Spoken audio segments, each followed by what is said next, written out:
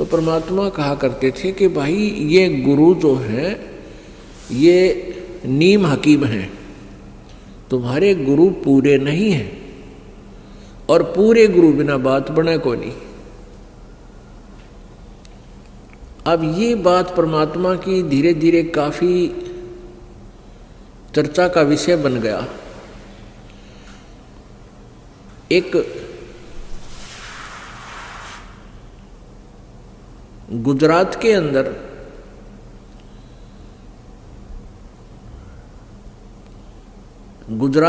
एक भरूच शहर है, भरूच डिस्ट्रिक्ट, और भरूच डिस्ट्रिक्ट से 12 किलोमीटर लगभग एक मंगलेश्वर गांव है,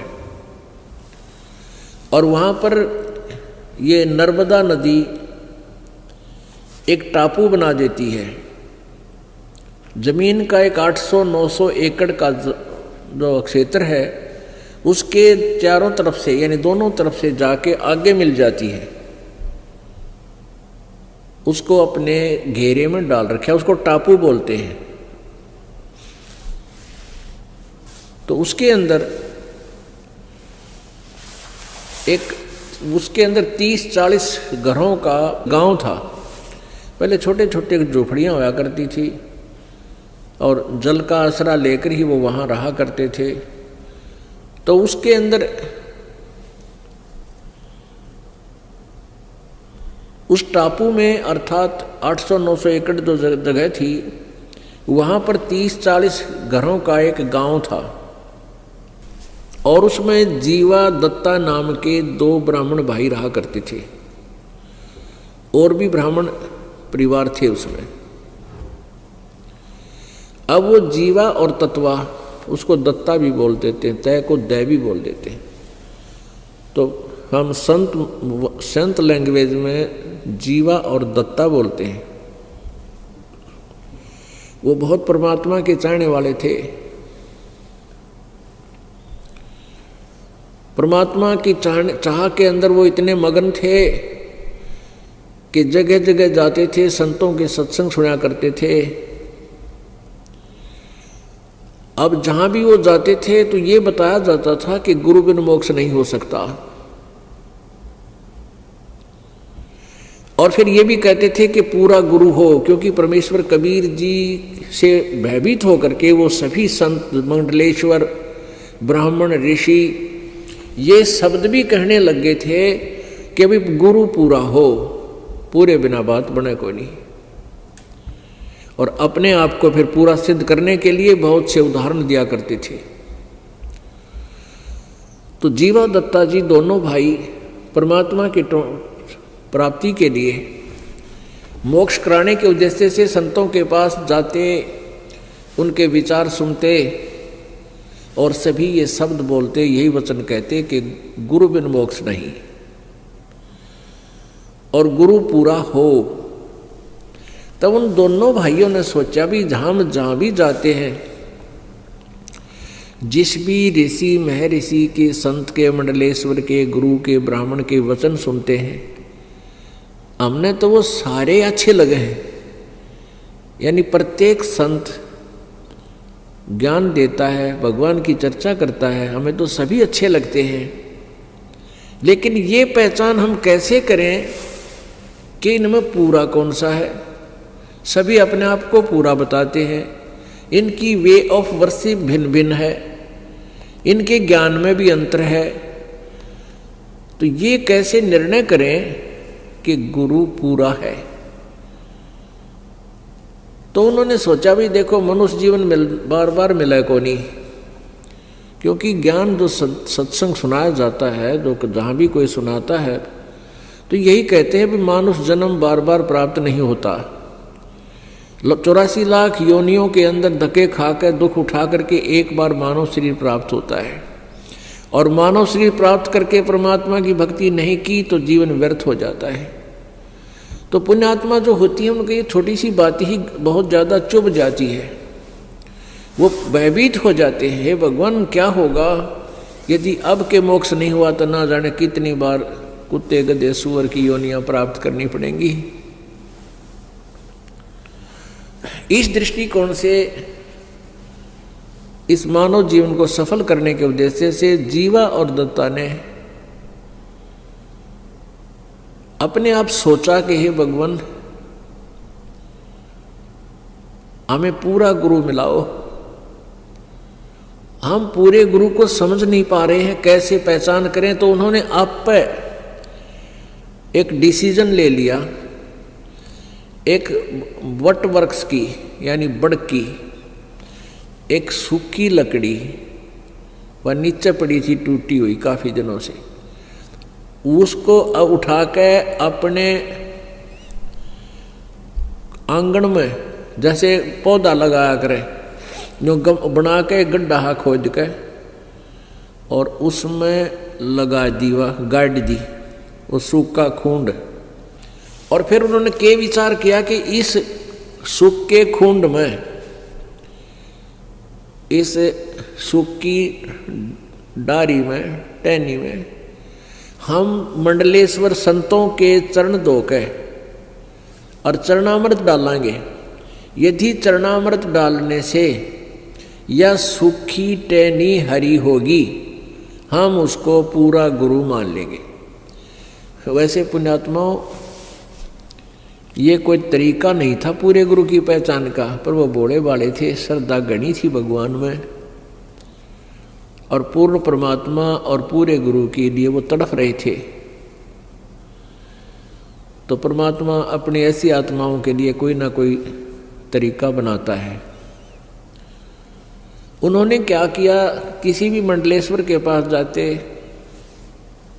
और उनसे उपदेश की प्रार्थना करते, उनके चरण धोके और अपने पात्र में डाल लाते। अब चरणामृत तो कोई भी दे देता है, गुरु संत आके उसमें डालते हैं। कई एक को अपने घर पर भी बुला देते, कोई आसपास जा रहा होता, वहाँ पहले उनके चरण धोते, आहार कराते और उस लकड़ी में पानी डालते, कुछ नहीं हुआ। ऐसे कई वर्ष बीत गए। अब उन दोनों भाइयों ने प्रार्थना की रोकर एक परमात्मा, हे मालिक, पूरा गुरु कोई है नहीं, क्योंकि हमारी टहनी हरी हुई नहीं इनके चरणामृत से, और पूरे गुरु के बिना ये मानुष जीवन व्यर्थ हो जाएगा। ये परमेश्वर, या तो पूरा गुरु मिले और नहीं तो हम अपने दास के इस शरीरों को, हम दोनों भाइयों के शरीर को, मनुष्य जीवन को खत्म कर दो, इसको खत्म कर दो परमात्मा, और उस समय शेष जन्म देना हमारा ये मनुष्य जीवन का, जिस समय पृथ्वी पर कोई पूर्ण संत आया हुआ हो। वर्तमान में पृथ्वी पर कोई भी पूर्ण संत नहीं है। इतना कह करके घंटों रोए, घंटों रोए। अब पुण्यात्माओं, जब आपको तड़प होगी भगवान के पाने की, फिर आप जी का यही हाल होगा। परमात्मा पाने के लिए राजाओं ने राज त्याग दिया और शरीर का कोई ध्यान नहीं दिया, कठिन से कठिन तप किए। तो उसी सतिथि, ये सतिथि उन्हीं पुण्यात्माओं की होती है जो पुनर्जन्म से भी भक्ति करते हुए आ रहे हैं। कहते हैं, संतों से साधा से ती मस्करी और चोरा नाल खुशहाल, ये तो मल अखाड़ा जीतेंगे युगन युगन के माल। ये जो निकम्मी आत्मा है वो संतों के साथ बदमाशी करते हैं, मजाक करते हैं, उनको तंग करते हैं, और उन चोरा नाल खुशहाल जो नकली संत हैं, बकवाद करते फिर हैं, उन तरह जी रहे, उनके साथ प्रसन्न रहते हैं और कहते हैं मल अखाड़ा जीतेंगे ये युगन युगन के माल। माल मीन रेसलर, पहलवान। पहलवान वही होता है जो पहले एक्सरसाइज करता है, प्रैक्टिस कर रहा होता है। तो आप कई जन्मों से ये रिहर्सल करते आ रहे हो, आप कई जन्मों से भगवान के अखाड़े के माल हो, पहलवान हो। तो ऐसे ही वो जीवा और दत्ता भी वो युगन युगन के माल थे। उन्हीं में ये प्रेरणा होती है परमात्मा के पाने की। जैसे मीराबाई युगन युगन की माल थी, ना समाज देखा केवल भगवान देखा, चाहे कुछ भी हो, मारो चाहे छोड़ो। तो ये माल होते, ये पहलवान थे मालिक के पाड़े के और सफल हुए। ऐसे ही जीवा दत्ता वो युगन युगन के युगा युगा से वो पहलवानी यानी भक्ति करते हुए आ रहे थे, और उस भक्ति ने फिर अंगड़ाई ली पिछली पुण्य ने, और बहुत तड़पते 6 महीने तक लगभग फिर रोते रहे, ये भगवान या तो ये शरीर छूट जा या कोई संत मिलाओ मालिक। एक दिन क्या हुआ, परमेश्वर कहते हैं सोचल सिद्धर मैं करूं अपने जन के काज, गोता मारूं स्वर्ग में जा बैठूं पाताल, कहे कबीर ढूंढता फिरूं अपने हीरे माणिक लाल। वो लाल ने को ढूंढने के लिए मालिक वहाँ पहुँच गए। दोपहर के समय उनकी उस झोपड़ियों में यानी उसकी गली में चले जा रहे हैं। अब जीवा बाहर आया, जीवा ने देखा कि एक संत आ रहा है। उसने अपने भाई से जाकर कहा कि भाई एक संत आ रहा है, आपकी आज्ञा हो तो उसे बुला लाऊं। अब दत्ता ने कहा कि भाई आपने देख लिया, मंडलेश्वरों को भी देख लिया हमने, इनके पास कुछ नहीं है, और क्यों जख्म नया करे और कई दिन रोना पड़ेगा, कुछ ना पावे इनके पास। अब वो क्या देखा कि वो परमात्मा उनके गली के उनके घर के आगे से आगे को चले गए, जैसे किसी का घर पूछ रहे हों, ढूंढ रहे हों। तो दत्ता बार बार जीवा के कहने से दत्ता बाहर गया। जीवा बड़ा भाई था दत्ता का। दत्ता ने बार बार कहा जीवा आपकी आज्ञा हो तो मेरा ऐसा दिल करे है इस संत ने बुला लाऊं मैं। अब जीवा ने कहा भाई कोई बात नहीं, अब तेरी इच्छा है तो ले आ, मैं क्यों मना करूं तुझे, देख ले। वो वापस गए तो परमात्मा फिर वापस आ रहे हैं उनके घर की तरफ, वापस जैसे घर गांव से बाहर जाने वाले हों। तो दत्ता ने जाके चरण पकड़ दिए और कहा परवरदिगार ये दास की झोपड़ी है, एक बार दर्शन दो, पवित्र करो दास की कुटिया को। परमात्मा बोले चल भाई, आगे अंदर जैसा भी घर पर व्यवस्था थी, कोई बैठना मुड्डा दे दिया, कोई छोटा सा स्टूल। और जीवा ने कहा दत्ता जा कोई तसला ला उठा के, थाली ला, थाली प्रांत ला, चरण धोएंगे। महाराज आए, भगवान आए, यानी संत आए हैं। संत तो परमात्मा का रूप होता है, उनका ट्रेनिंग थी वह डेली की। चरण धोए पानी से और जीवा ने कहा जा दत्ता संतों के चरणामृत को कहीं ऐसे वैसे नहीं डालना चाहिए, वहाँ पौधे में डाल दिए, उसमें पौधे में। अच्छा जी। अब दत्ता ने जाकर वो ज्यों ही पानी डाला उस तसले से प्रांत से, जैसा जिसमें पात्र में डाल रखा था, और पानी डालते डालते ही कोपल फूट आई उस बट वृक्ष की टहनी के। बोलो सतगुरुदेव की जय।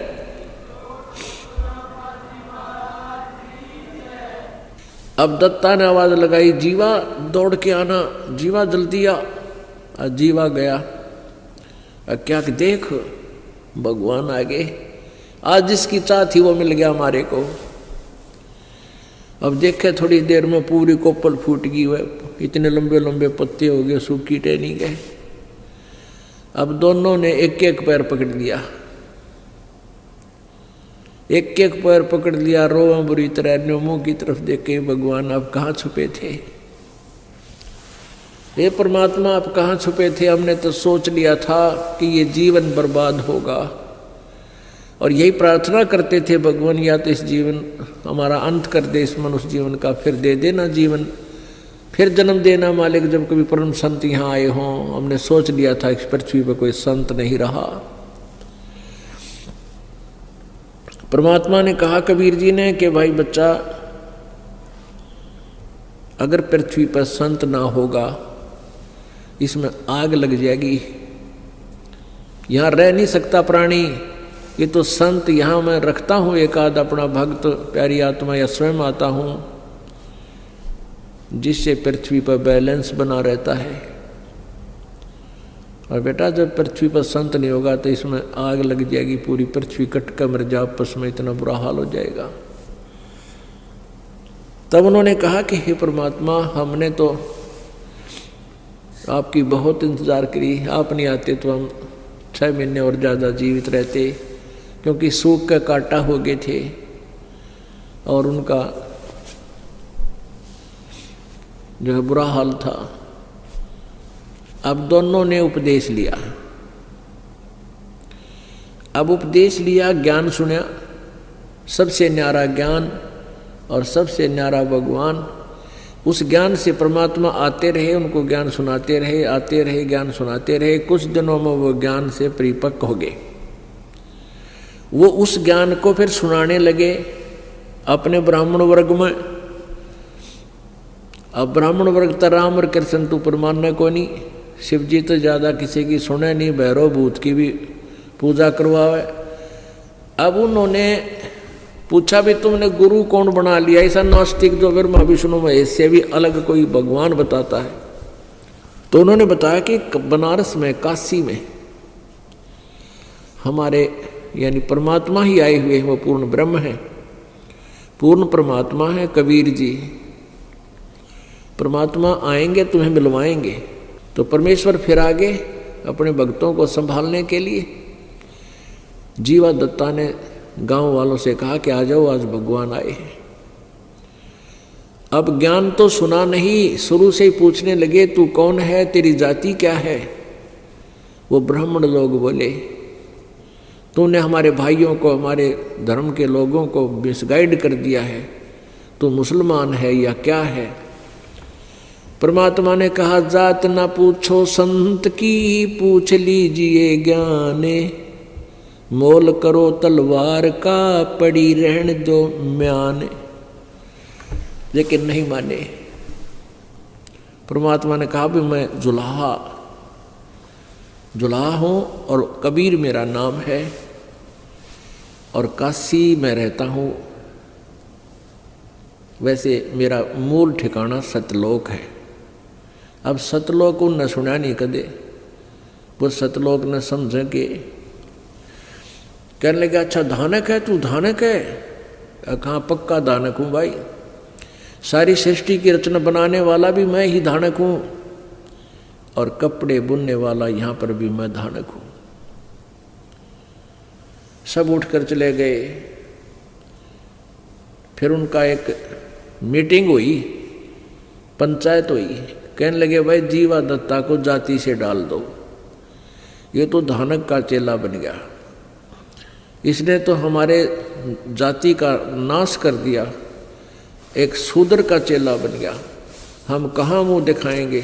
उनने कर दिया फैसला, सुना दिया फरमान कि जीवा और दत्ता का आपस में भाईचारा बंद, ओका पानी बंद और कोई नहीं बात करे इनकी। इन तय सब जगह चिट्ठी लिख कर भेज दी।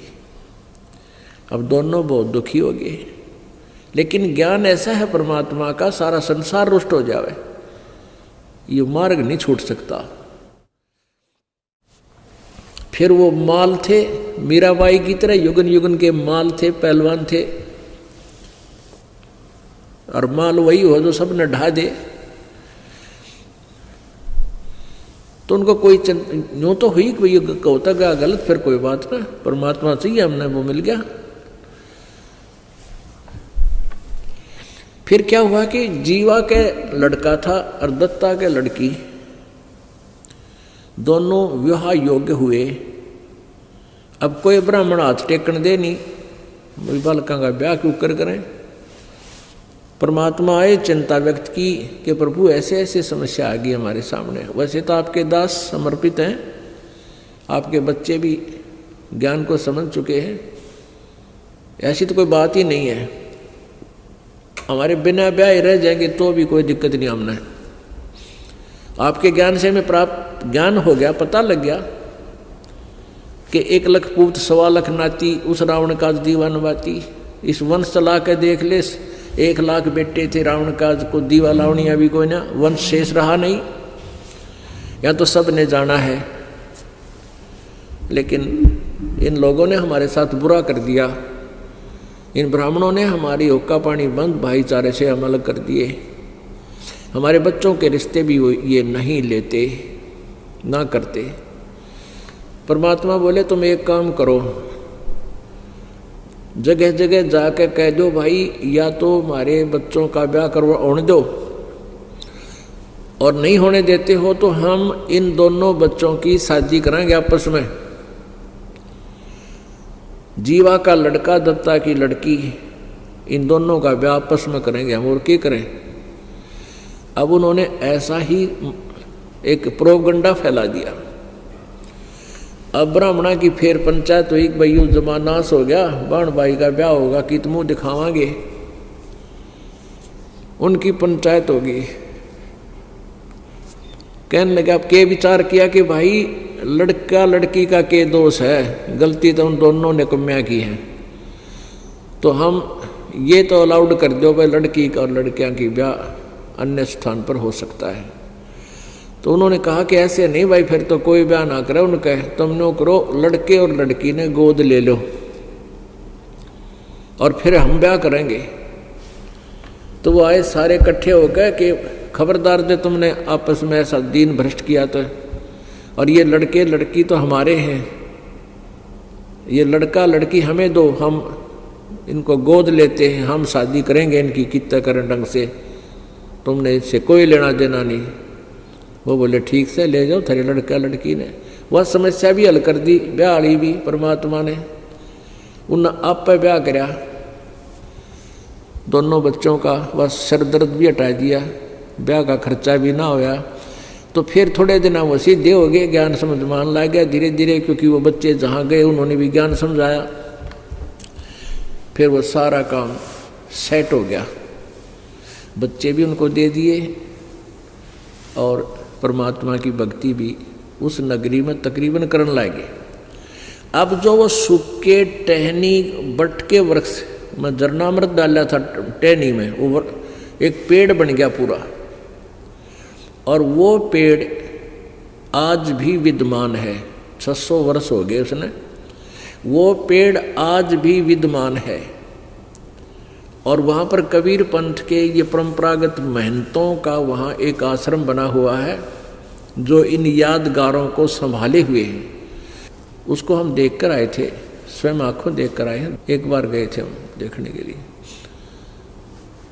उसमें मंगलेश्वर गांव से एक नौका में बैठकर जाना पड़ता है, सामने एक बीच में दरिया है, उसको पार करके सामने वो स्थान है टापू सा। तो वो बता रहे थे कि पहले ये वट वृक्ष इस पूरे क्षेत्र में फैला हुआ था।